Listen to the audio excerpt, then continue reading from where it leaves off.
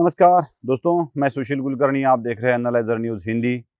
मध्य प्रदेश में ज्योतिर्लिंग के दर्शन के बाद मैं आपसे मध्य प्रदेश से बात कर रहा हूं। दोस्तों, महाराष्ट्र की राजनीति में महाविकास आघाड़ी नाम का गठबंधन अब टूटने की कगार पर है। ये टूटना क्यों है, ये जरा हमें समझ लेना चाहिए। ये मैं ऐसे क्यों दावा कर रहा हूं कि गठबंधन या महाविकास आघाड़ी टूटने की कगार पर है। देखिए, पिछले कुछ दिनों में जो कुछ भी बयानबाजियां महाराष्ट्र के राजनेताओं से हुई है, महाराष्ट्र इकाई के अध्यक्ष है नाना पटोले, उन्होंने हाल ही में एक बयान दिया है कि महाविकास आघाड़ी नाम का गठबंधन कोई नेचुरल नहीं है।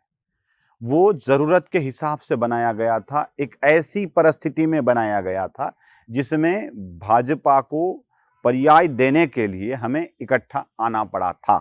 इसका साफ मतलब यह है कि कांग्रेस इस गठबंधन के साथ दिल से नहीं थी। बस भाजपा को सत्ता से दूर रखने के लिए यह गठबंधन बनाया गया था। अब नाना पटोले के मन की बात जब वोटों पे आ गई तो तुरंत समझ में आ गया कि ये कुछ चलने वाला नहीं है। साथ ही साथ एनसीपी के राज्य इकाई के अध्यक्ष जयंत पाटिल का भी बयान आया कि शिवसेना ने विधान परिषद में विपक्ष के नेता का जो चयन किया है, वो चयन, विपक्ष के नेता का चयन हमारे किसी भी साथी को साथ में विश्वास को लेकर नहीं किया है। अब जयंत पाटिल का भी ये बयान बड़ा ही महत्वपूर्ण है। हालांकि एनसीपी शिवसेना के साथ रहना चाहती है, लेकिन एनसीपी को भी ये भी जताना है शिवसेना को कि आपको हमें विश्वास में लेना ही पड़ेगा। अजित पवार बहुत ही सुंदर शब्दों में कह गए कि हम इस विवाद को बढ़ाना नहीं चाहते हैं, चाहे जो भी कुछ हो जाए, हम इस विवाद को बढ़ाना नहीं चाहते हैं। अब अजित पवार इसको साथ लेकर चलने की बात क्यों कर रहे हैं, यही एक सवाल मन में आता है। दोस्तों, एक बात आपने नोटिस की होगी, पिछले कुछ दिनों में शिवसेना का ज्यादा समर्थन करने वाले कांग्रेस और एनसीपी के नेता आजकल शिवसेना के निर्णय पर सवाल उठा रहे हैं। इसका मतलब साफ है कि अब शिवसेना को वो नजरअंदाज करना चाहते हैं। वो चाहते हैं कि शिवसेना अब टूट रही है, बिखर रही है, कमजोर हो रही है, तो शिवसेना को इतना महत्व देने की कोई जरूरत नहीं है। कमजोर हो रही शिवसेना को अब किनारे रखने के लिए दोनों पार्टियां सज्ज हो चुकी है।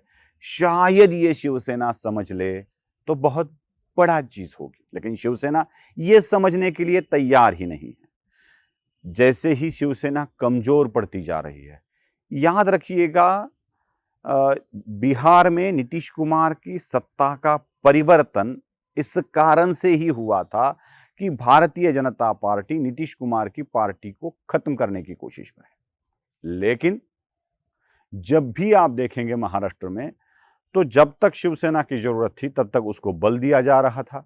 जैसे ही पता चला कि शिवसेना अब कमजोर पड़ गई है, शिवसेना को ही खत्म करने की कोशिशें हो रही है, वैसी बयानबाजियां भी हो रही है। तो मतलब साफ है, कमजोर हो रही शिवसेना को खत्म करने की कोशिश एनसीपी के नेताओं से भी होगी और कांग्रेस के नेताओं से होगी। अब स्वाभाविक है दोस्तों, एक म्यान में दो तलवारें नहीं रह सकती।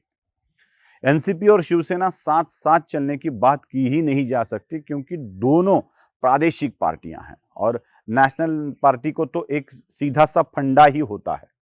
राष्ट्रीय पक्षों का एक सीधा फंडा होता है कि जितने भी पार्टियां कम होती जाए उतना राष्ट्रीय पार्टियां उभर सकती है। आपको अटल बिहारी वाजपेयी या विश्वनाथ प्रताप सिंह की सरकार के बाद आपने खास करके ध्यान दिया होगा, जब जनता दल का गठन हुआ था, उसके बाद जनता दल टुकड़ों टुकड़ों में बिखर गया था। तो भारत की हालत क्या थी? तब भारत की हालत यह थी कि हरियाणा में स्थानिक पार्टी सत्ता सरकार थी, उत्तर प्रदेश में समाजवादी या बहुजन समाज पार्टी, इन स्थानिक पार्टियों की ही सत्ता आ रही थी, झारखंड में झारखंड मुक्ति मोर्चा की सत्ता आ रही थी, बिहार में कभी राजद तो कभी नीतीश कुमार का जन जेडीयू, जब वो पहले समता पार्टी कहलाता था, तब तो उनकी सत्ता आती थी। ओडिशा में तो कब से बिजू पटनायक की सरकार आ रही है। पश्चिम बंगाल में माकपा जैसे मानो स्थानीय पार्टी हो गई थी, कभी तृणमूल के हाथ में तो कभी माकपा के हाथ में, इन सिमटे हुए पार्टियों के हाथ में ही सत्ता आ रही थी। गुजरात, राजस्थान, महाराष्ट्र की बात छोड़े, महाराष्ट्र में भी स्थानीय पार्टी सत्ता में सहभागी हो रही थी। बीच बीच में कर्नाटक में भी हेगड़े के रूप में स्थानीय पार्टी का बहुत बोलबाला चल रहा था। हम तो देखते हैं तेलंगाना हो, आंध्र प्रदेश हो, तमिलनाडु हो, इन स्थानिक पार्टियों को ही महत्व दिया मिल रहा है। अब तक उन्हीं की सरकारें आ रही है। पूर्वांचल में भी वही स्थिति है दोस्तों। अब अगर स्थानिक पार्टियां ही राज्य की सरकारें चलाने लगे और केंद्र में ऐसी दुर्बल सरकार आने लगे तो देश का ठिकाना कुछ ठीक से नहीं रहता है।